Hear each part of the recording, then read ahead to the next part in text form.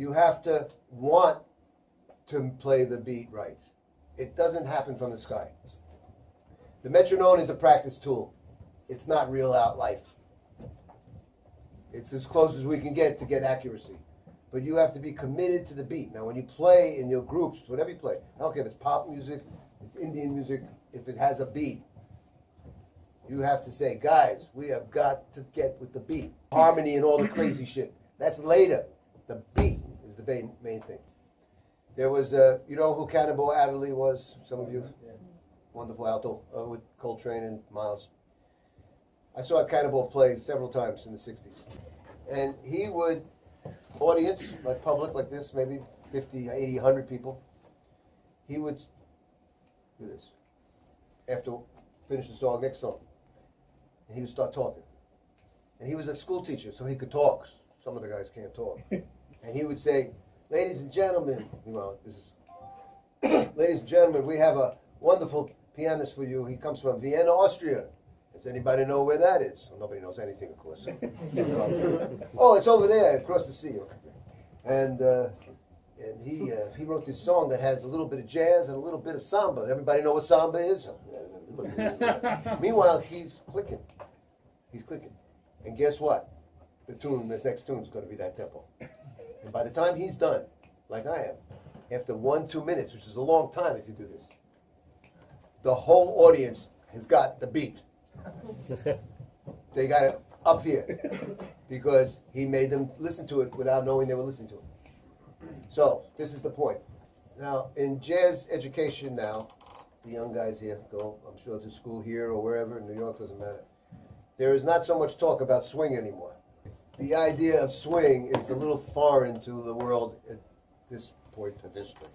And our job as musicians is to deliver the beat for the sake of the lives of these people that we play for. Because the beat, swinging, is an affirmation of the life force.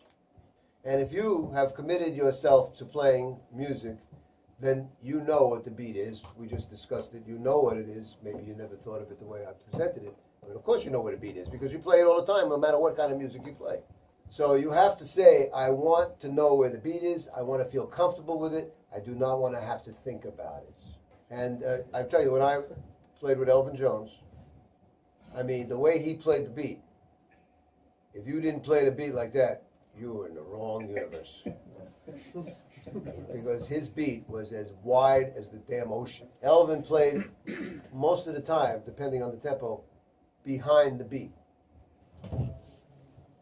1, 2, 3, 4.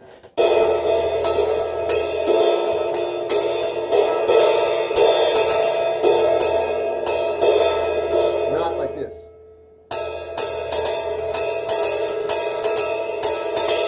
Not like this.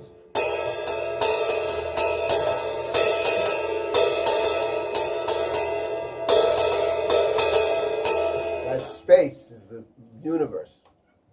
You got to handle that space. Every guy, every musician has a different way of looking at that space.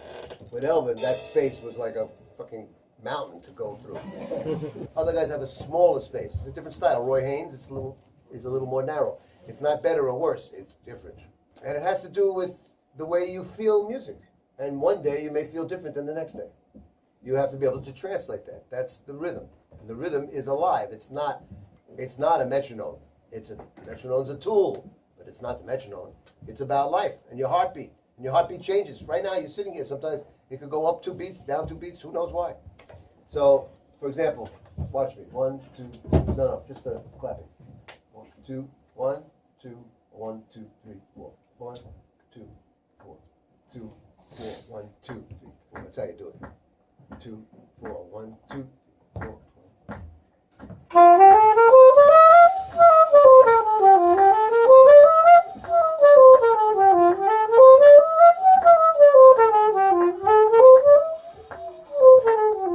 Compare that to this. Keep it up. 2, 4, 2.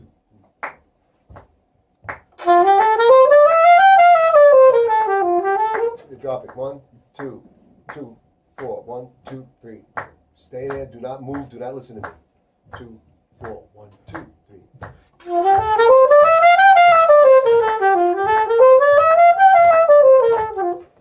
difference between the two ways I played it?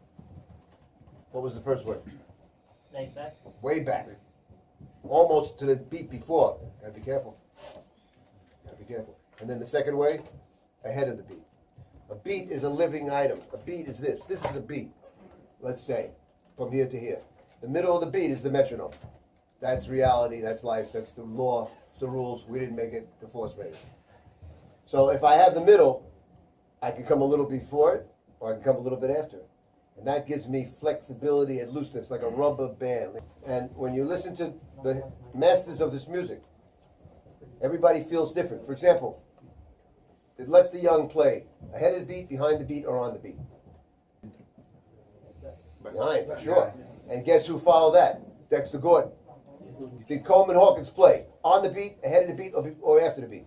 For the most part, on the beat with a little bit ahead. And Presby, every musician has their own feeling that they have to find out how to do. With the saxophone, it's about articulation and the fingers. With the trumpet, it's about hitting that little round thing. With the piano, it's the fingers. With the bass, it's this. You have to know how it's produced on your instrument and then play ahead of the beat, behind the beat. This is very difficult to do, but you get a real person now. Say, hey man, can you play some duet with me, drums? Just keep the time and let me mess around and be patient with me. Let's listen back afterwards and see if I was really behind the beat. I was trying to be behind the beat. Well, you know you ain't behind the beat. Oh, I thought I was. Listen to the tape, my man. It's a conversation about placement of the beat. And if I rehearse a group, students, I'll make them play ahead, the drummer play ahead, the bass player be behind, and then 8 bars later, the bass player be ahead and the drummer ahead also. And then the next 8 bars, both behind the beat, and then let's listen to it back. You don't get on the stage and say to the drummer, play behind the beat. No one really talks about this because it's not really, you can't really talk about it. It's a feel. But if you're aware of it, and when you're listening, this is the main thing. When you leave here, the next thing you listen to, the next hour or 2 hours, make an assessment, a judgment about what the difference with the drums and the bass and maybe the guitar or the piano, depending, and then the lead player. In standard jazz, is the drummer ahead of the beat? Is the bass player behind the beat? Just make a judgment so that you start to become aware of it. If you become aware of what I'm talking about, it can start to happen. You'll hear one day, I played behind the beats. Felt great. Because behind the beat is really relaxing. But of course, you've got to be careful not to go behind too much. Then you're in the other room.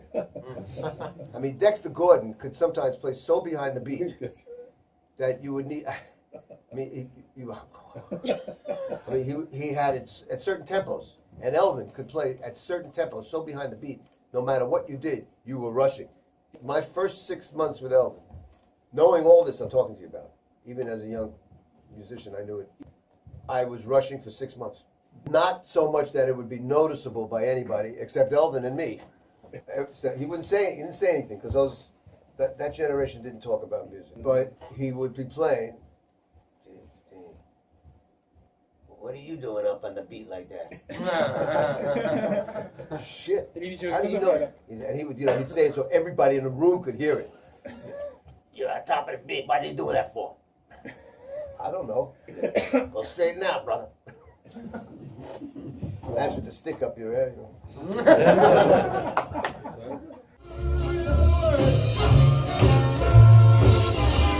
If you ain't dancing by now, you're dead. You got a problem.